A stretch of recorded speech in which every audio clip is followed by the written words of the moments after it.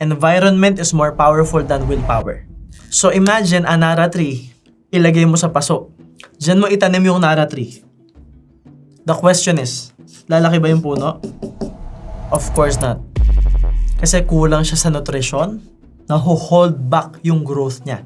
Pero imagine a Nara tree, ilagay mo sa mayamang lupa.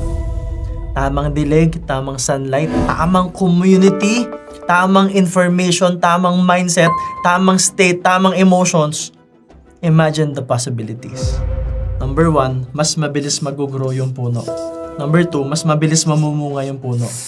Number 3, because of the community, maraming puno ang nag-grow. Kaya laging nagbibigayan, kaya nagtutulungan. Kasi lahat ng puno namumunga. Ganyan ka-powerful ang environment.